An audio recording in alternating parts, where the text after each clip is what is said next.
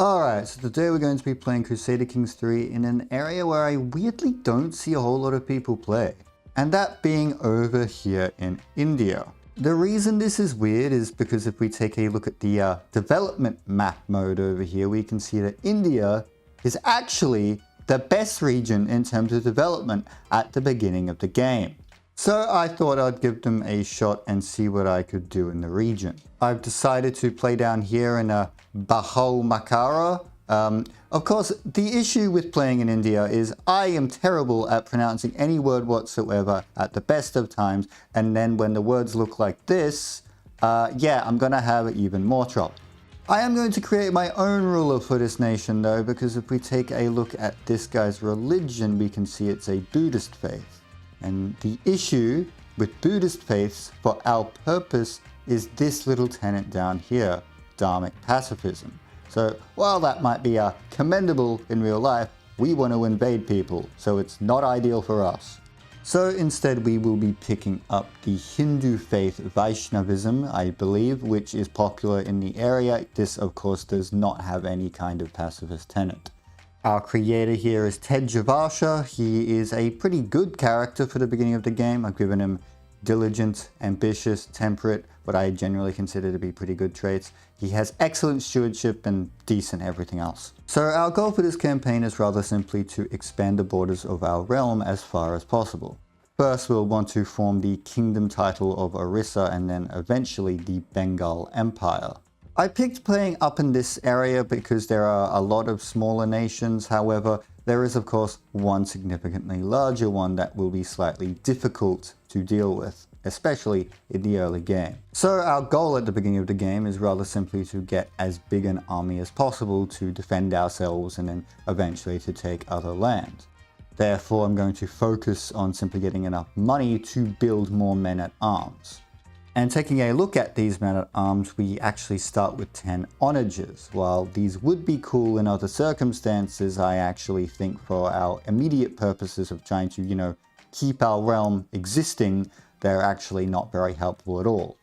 Instead, I'm going to buy some armored footmen. They are, of course, a bit more expensive, but will provide a stronger army in general. Right away, I can get an alliance by marrying this lass here, Kanha. She will give us an alliance with the county of Pegu over here in Burma. Of course, I'm going to wait to get an heir before I do any expanding whatsoever, because of course, if I die in the midst of a war, well, then the entire game is over. So we've started with a priest or purohit of 0 learning. That's incredible. We've actually had an alliance proposal from one of the vassals of the big Pala kingdom up here. We're definitely going to take it. Obviously, more allies the better. However, the only issue is if Pala themselves decide to invade us, yeah, they obviously can't go to war against their liege, so they're not going to be able to help us. We have had a child, now it is a daughter, and given that our country has male preference succession, obviously that won't be our heir for long. So I think the best strategy we could go for right now is to try and get an alliance with anyone else. And I think there's a little county up here with 1,500 troops that could be of great use to us. Okay, so I've just noticed something rather advantageous for us, that being that Pala has just split in half. Now that it has, Pala only has slightly more troops than us, and actually at the moment no allies at all. Meaning I think we're safe for the time being to just develop our nation in any way we want. So we've had another child. However, when she came out, she was dead, and then our wife also died. Excellent stuff. I guess I'll just get an alliance with this county up here. I mean, I don't know. I don't really have any good choices when my wife just quickly dies. Okay, we finally have a son. Immediately we're going to educate him. And immediately I think that gives me the opportunity to start justifying claims on my neighbors. The two obvious targets are the, I'm not going to even try to pronounce that, but this province right here, and of course Munda up here. Both of them have quite small amounts of troops and no allies whatsoever. So first of all, I think I'm going to fabricate a claim on, wait a second, I need to wait until that religion is converted. literally 2 seconds later, it was converted. So yeah, let's justify a claim on this province here that I will never in my life be able to pronounce. And we have that claim. Okay, I believe we can just immediately declare war. Why not? Okay, we've won 2 battles. That should be the end of the war, assuming that we, yep, that's a 3rd battle. Okay, we're at 50%. As soon as we get this one province, I think we should be fine. Okay, well, they kept attacking me so much that I was worried I was going to end up losing a battle. So I called in an ally, and I mean, I don't know if that actually ended up helping, but now we've won the war, so whatever. That war was wildly costly. I'm actually shocked. I'm so not used to playing in feudal realms. So the moment that my men-at-arms actually start costing money, I'm like, what? How on earth am I meant to balance this? So, I mean, while our country like gets back together, I guess I'm just going to convert my other province up here. Okay, I think I've come up with an alternate plan. So, of course, our goal in the early game is to form the Kingdom of Orissa. We are actually exactly 1 county away from being able to do so. We will need to usurp this duchy title down here because forming a kingdom does require 2 duchy titles. We have enough counties to do so, but it will require 250 gold, which we are a bit of a ways away from getting. Nonetheless, I've changed my mind about what my next province to invade is going to be. It's going to be this one. They do have, at the moment, 1 ally that could very well change in the next few decades, to be completely honest with you. But the allies that they do have only amount to about 1,000 troops, so I should be absolutely fine, especially if I start calling allies in. Alright, well, after an event, we actually managed to get a lot of money very quickly, so I can already usurp that title. The risk that gives us now is we actually really have to form this Orissa Kingdom title before we die. If we don't, then we're going to lose one of the duchy titles and have to fight to get it back. We are 41, so not like really close to death, but we want to be careful. In other news, Pala is together again. Oh god. In fact, even though it's only halfway done, I think I'm going to change my Purohit's task to justify a claim on this province here.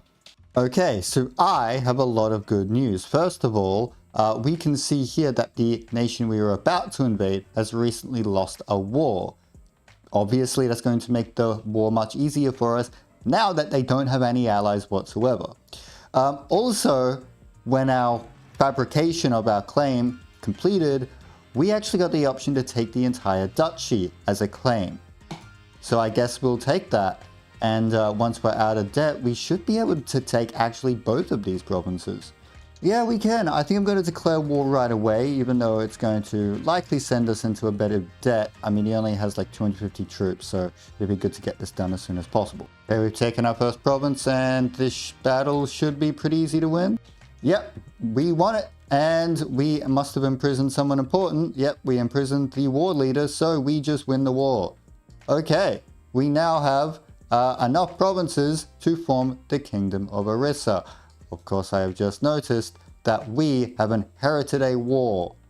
That's really, really irritating because I was actually hoping to invade some of these provinces in the near future, but we're going to have a truce with him when this war is done. Alright, I'll call in all my allies for this one. They're actually a semi-decent army in terms of size at the very least, so we'll need some help. Okay, I've started a battle here.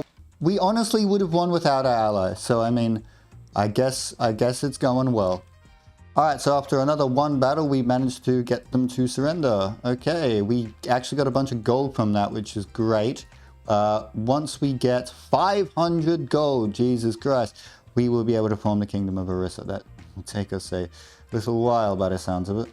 Nope, never mind. I just ransomed all my prisoners and we are in fact nearly there. Yep, and here we are. Okay, we are now, in fact, a king, although our name hasn't changed. I really don't like how some of the cultures in this game name your country after the name of the like dynasty or house. I prefer to see Orissa on my screen right now. Nonetheless, yeah, we're certainly going up in the world. I'm hosting a royal court, and for whatever reason, Munda the province to my north has just sworn fealty to me. Okay, I'm not complaining. Also, I've just noticed that I'm maimed. When did that happen? My heir is finally of age, therefore I'm going to employ my usual strategy and get him married to the most intelligent person I can find, who is this person here. So I've just run a great tournament and apparently won it with like 15% success rate, and now we have 4,500 prestige. Cool. This means we can actually start offering vassalage to a few of our neighboring small countries like this one here, and they'll probably actually start accepting it. Oh my god. I can actually offer vassalage to this country here, this huge one, they are our ally, and they'll actually accept. That is insane. We're like suddenly like twice the size we were. Now, something rather annoying that I have noticed is that we can't declare war on this nation here to get our de jure lands back, even though they are nearly entirely within it. Well, actually, I say nearly. They have one province, that is. Nonetheless, it just seems like that, for whatever reason, the de jure claim to take land doesn't exist in this region, and I have no idea why. Nonetheless, at the age of 54, and given that I am maimed, I think I'm going to start thinking about, trying to stay alive as long as possible. So I'm going to switch my lifestyle to medicine. Now that we do actually have a kingdom title, I should probably start thinking about building buildings in my holdings. And we've got a claim on this county here, so I'll just do a quick war to take it. Oh god, I'm infirm! Okay, we've got a grandson. This will be the heir of our kingdom when we die. Now, they haven't been born with any intelligent trait whatsoever, which is rather annoying, but I guess we'll educate him anyway. And after a surprisingly difficult war that I actually had to call my ally up here to win, we have managed to take that last county. Now might be a good time to get onages again. I noticed in that past war our ability to siege down a province was really poor, which makes sense. We got rid of our only siege weapons. Now I'm going to try something I've actually never tried before, and that is adding the feudal elective succession law to our nation. I believe that should prevent me from losing any titles when I die. Maybe. I guess we'll find out. I was incorrect. Apparently the realm and title succession laws are different. Don't know how that works, but okay. So I would deem our first character's life reasonably successful. We have in fact created a kingdom title and have expanded our borders really significantly. Of course, trying to maneuver in a way in which we can take over more lands as would be required to form the Bengal Empire is going to be difficult because of this thorn in our side that has existed since the beginning of the game. Honestly, maybe I just start like murdering him. It's always the thing I try, but it basically never works. As always, the murder scheme is not going well. Yeah, at what point do I just abandon it? It's literally at like minus 161%. So my wife like whipped herself to death. Okay, well, I'm dead. Interesting. Let me take a look at the state of our nation. Okay, well, I'm not sure what I was wrong about earlier or what I wasn't paying attention to, but it looks like we've actually inherited all the counties that our father had. Wait a second, I'm confused. Why? What? Why? I inherited as my second son, not as my first. What? Well, okay. I'm thinking maybe I take a life of intrigue. Hopefully we would actually want to start murdering certain people.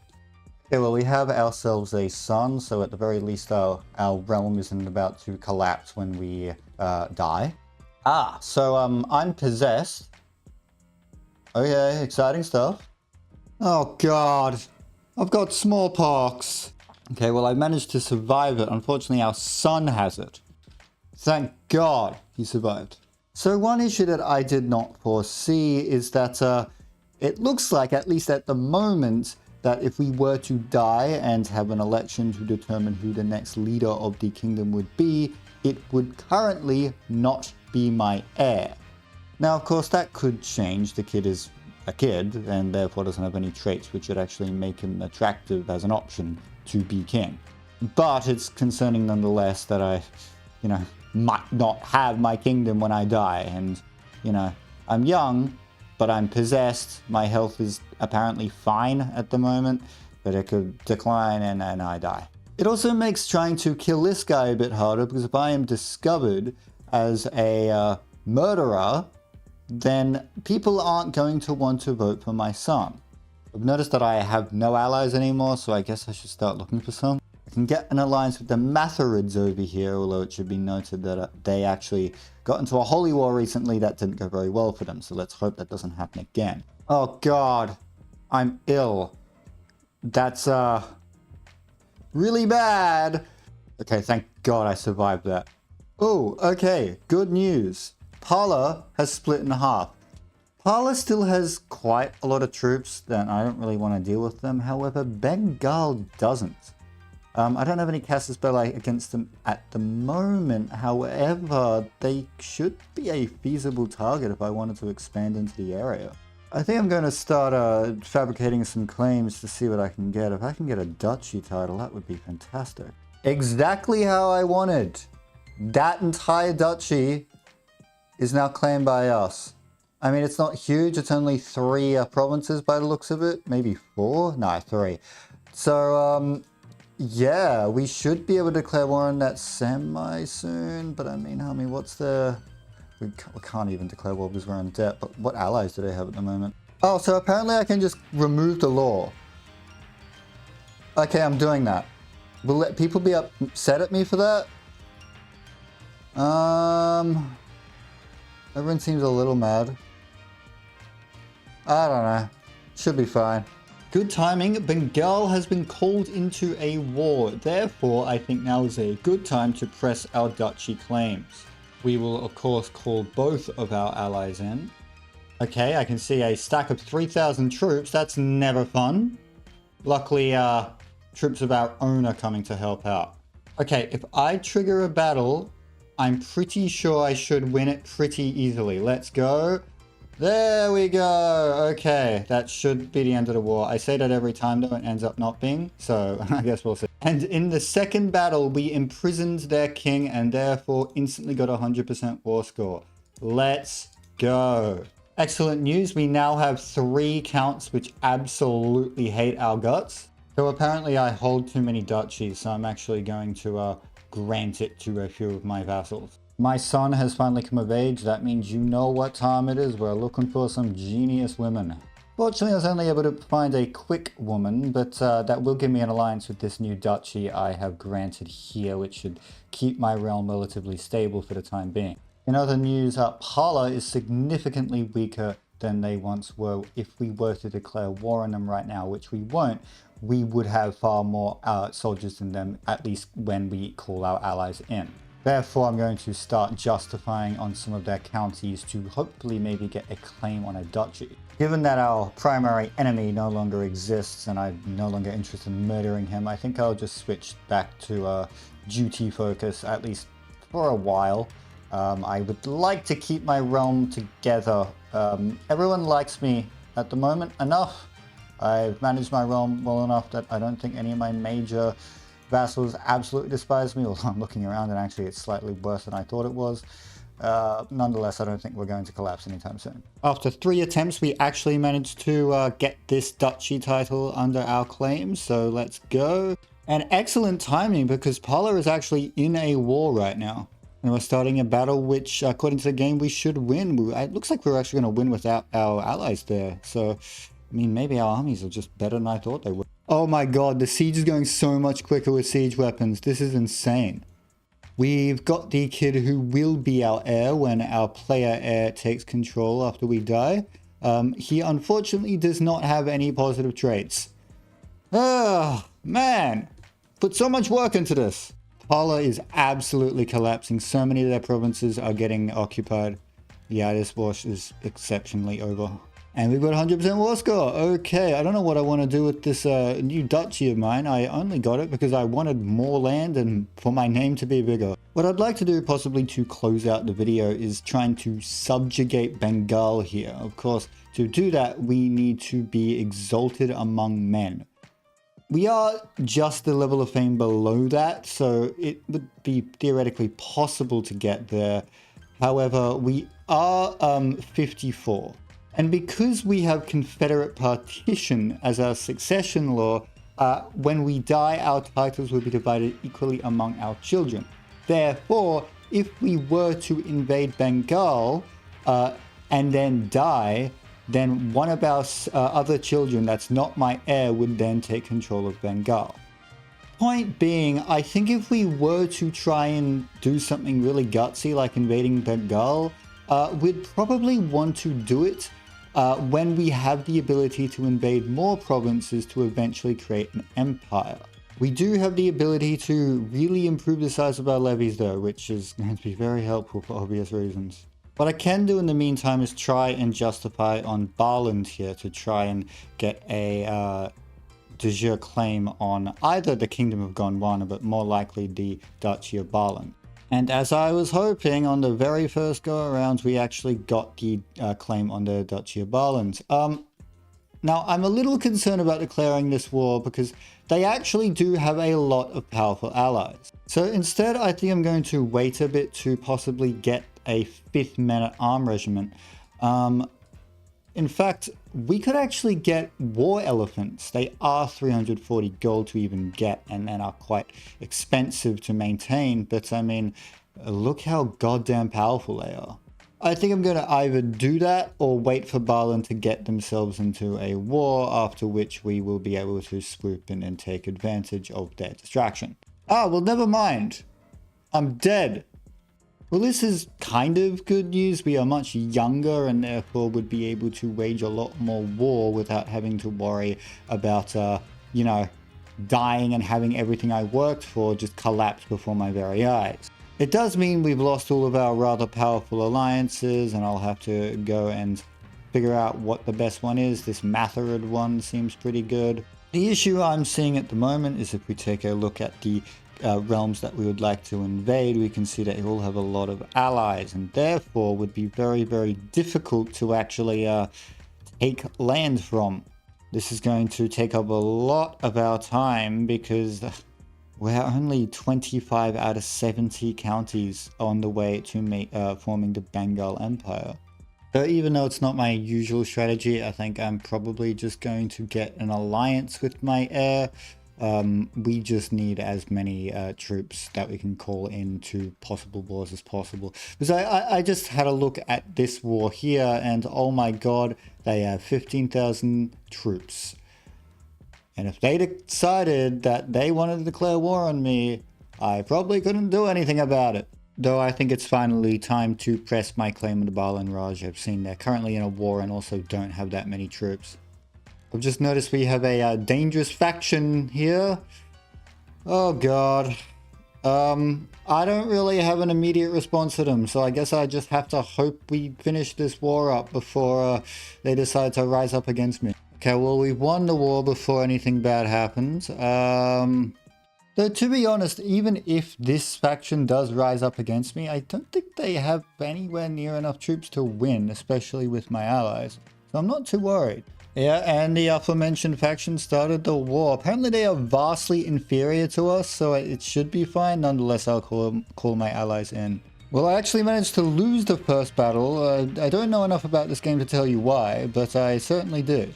Well, we've won the second battle, so that should turn the tide of the war.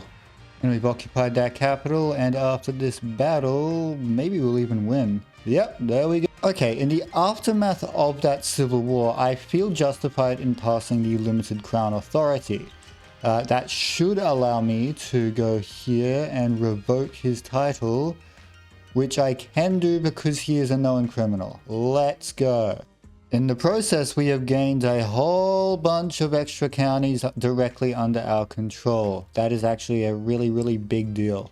So we managed to get to illustrious, however, we are 45. So It's taking us a really long time to get where we need to actually press the subjugation claim. All right, as kind of a last ditch attempt to improve my prestige, I've decided to host a grand tournament. Honestly, I'm just throwing stuff at the wall and hoping it works. Well, I didn't win, but I mean that bar is further across, so I've done something. I guess I'll go with a recital contest. I don't even know what this is. Well, I failed that too. Well, I mean, that bar is nearly there, to be fair. So I'm not going to complain too much. Okay, I have noticed that this kingdom that we want to take is currently attacking someone in a war. That is perfect timing for us, because it also means if we win the war, we will not inherit that war. So the only issue is, and the reason I haven't done this war yet, is because our ally up here, Uptala, I don't know if I mentioned that if I got Uptala, yeah, they're currently in a holy war, which they are losing, and I'm currently in, though I just don't care enough to help. Nonetheless, I think I'm just going to go for it. I think now is probably as good a time as any. We won our first battle here. Okay, that bodes pretty well for the rest of the war. Currently just trying to delay time for my ally to get here. No idea what on earth he's doing. Okay, my allies finally arrived. I managed to also occupy another province in the process. Therefore, we're actually nearly halfway to the war score that we need to win the war. We've occupied another province, and after this battle, we have done it. That was way easier than I thought it was going to be. Oh my god. Look how big our name is. And with that, I think I'm going to leave it here. I didn't technically achieve my stretch goal of forming the Bengal Empire. However, this video is going to be quite long as it is. And we are a decent bit away from being able to achieve that, especially as a feudal empire or kingdom. So yeah, it's just going to take up so much more of my time and just probably isn't going to be very entertaining. Alright, so I hope you enjoyed. Please give a like and subscribe if you did so. Yeah, I'm trying to do 2 videos a week. This week I think I've been successful. So yeah, see you guys in a few days. Goodbye.